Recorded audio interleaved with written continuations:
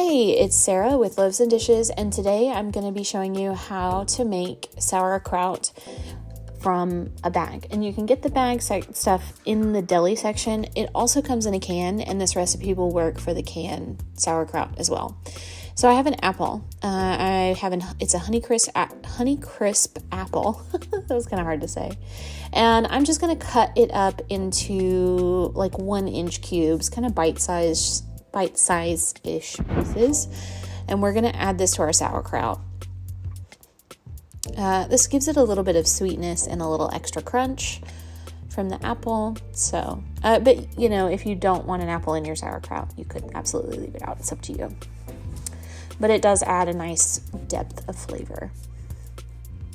And you want to use a sweeter apple, like a Honeycrisp or a Gala, not a Granny Smith.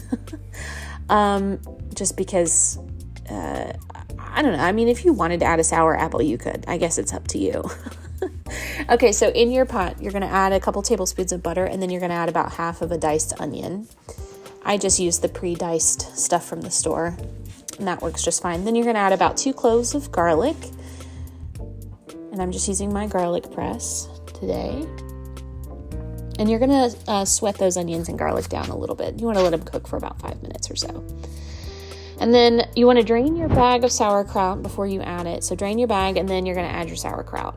And sauerkraut, it's kind of already cooked, so you just have to heat it up. So we're going to add a cup of chicken stock, and I'm using a concentrate and water, and that works just fine. And then we're going to add our apple. We're going to add some salt and pepper. And we're also going to add some sugar and some caraway seeds.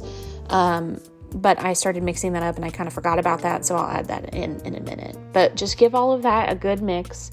And this is really simple. You're just going to let it come to a simmer, and then it's pretty much done. If you want to cook it longer to let the apples soften up more, you can. Ooh, apple down. But that's really up to you. So there's the sugar and the caraway seed. Yeah, this is really simple. So just give it a mix, and then you can just kind of leave it alone and let it heat up until it comes to a simmer.